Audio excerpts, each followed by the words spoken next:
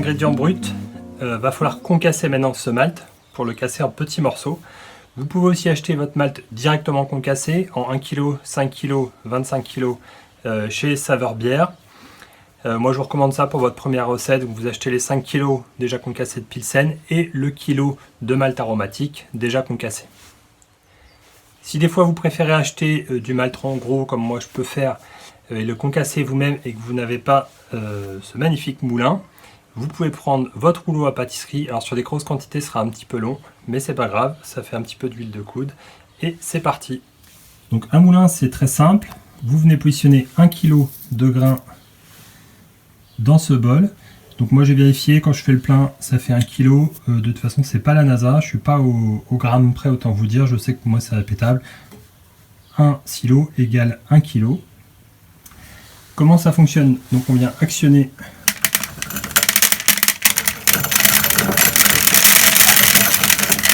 voilà, et en actionnant on vient faire tourner des mâchoires. Donc les deux mâchoires viennent dans un sens et dans l'autre, donc très important de bien les régler avec cette partie là. L'objectif est d'avoir un grain cassé entre 2 et 3 morceaux.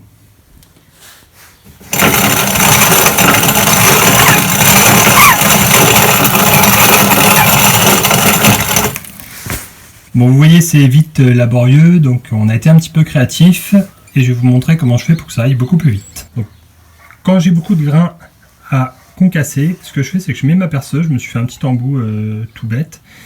Ça va beaucoup plus vite. Pour 6 kg, je pense que je peux les faire à la main, ça va, je ne devrais pas choper une tendinite. Dès qu'on est sur du 12, 13 kg, donc quand je fais des brassins de 50 litres, ou si je fais des triples, voilà, des choses où il me demande beaucoup de grains, j'utilise ma visseuse, ça va beaucoup plus vite.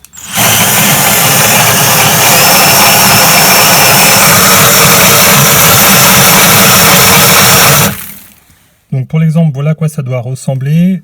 Du grain, comme je vous disais, concassé à peu près cette taille là, donc il y a des grains qui peuvent rester entiers, c'est pas grave du tout.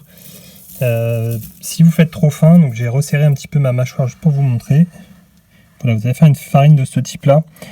Ça faut surtout pas, ça va tout colmater et c'est impossible ensuite à filtrer. Et le dernier truc qui est vraiment pas cool pour votre bière, c'est qu'elle va être toute trouble. Donc ça, ne pas faire, ça à faire.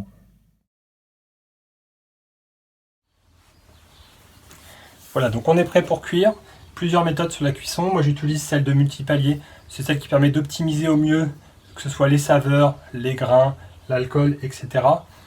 Donc vous commencez, vous prenez votre malt, vous allez le jeter dans une eau à 47 degrés directement.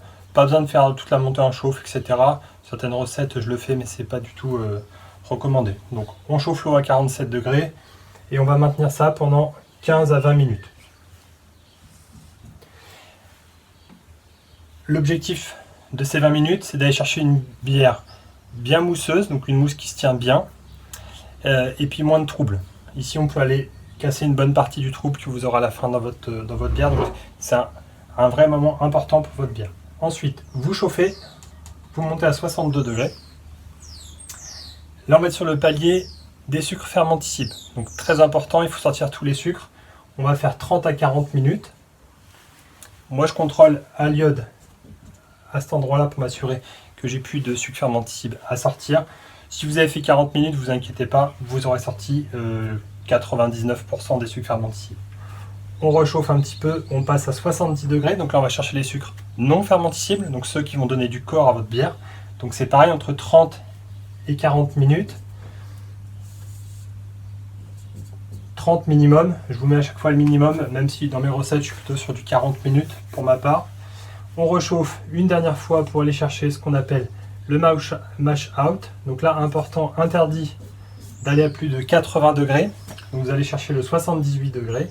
Ça va durer 10 minutes. Là, l'idée, c'est de stabiliser le tout. Donc on va venir casser les dernières protéines, etc. Voilà, on va venir homogénéiser cette bière où on aura une belle mousse, du sucre pour l'alcool, du sucre pour avoir une bière qui se tient bien. Et donc le dernier palier qui permet de tout tenir. On aura une filtration à cet endroit-là, vous verrez quand on fera le brassage. Et ensuite, on retapera le 100 degrés pour aller faire cuire les houblons. Mais ça, on verra ça dans une deuxième partie. Donc comme je vous le disais, moi j'ai la chance d'avoir une Brewmonk, donc c'est tout automatisé. Je vais lui donner les températures et les temps et elle va tout calculer toute seule. Si vous avez un feu, vous faites ça dans votre cuisine. pas beaucoup plus compliqué. Vous chauffez un petit peu plus, donc là vous allez chercher le 50 degrés. Vous couvrez, ça va descendre tout doucement. Et vous aurez fait votre premier palier. Vous chauffez pour monter à 65 degrés. Vous couvrez, ça va redescendre doucement. Sur les longs paliers, c'est possible qu'il faille rechauffer à peu près au milieu. Vous recouvrez. Et ainsi de suite. Donc vous allez un petit peu plus haut en température, 2-3 degrés de plus. Vous couvrez, vous laissez. Au moment où vous faites, vous pouvez aussi en profiter pour touiller un petit peu. Vous chauffez, vous laissez redescendre. Seul le mash out, 10 minutes ça suffira. Donc vous allez à 78. Allez pas jusqu'à 80 encore une fois. Ça pourrait avoir des effets plus néfastes que bienfaiteurs pour votre bien. Donc 4 paliers de cuisson, 47, 62, 70, 78. Et donc 4 temps. Je vais mettre 20 minutes, 40 minutes, 40 minutes et 10 minutes. Donc maintenant on s'occupe du houblon. Comment on va le faire cuire? Deux grandes familles quand on va vouloir le faire cuire. Soit en boiling, donc on va venir faire bouillir, soit en dry hopping, et là on va venir le mettre à froid dans le seau. Moi dans mes recettes j'aime bien faire un petit peu les deux parce qu'on va chercher des saveurs assez différentes, je vais vous expliquer ça. Donc le boiling c'est parfait pour aller chercher l'amertume. Donc le boiling c'est entre 95 et 100 degrés.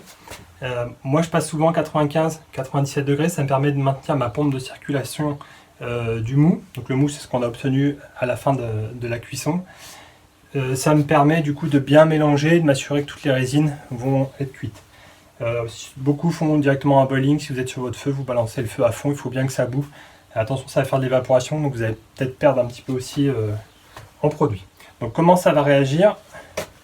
Voilà l'échelle de temps, donc de 0 à 90 minutes. Les premières minutes, il ne va rien se passer.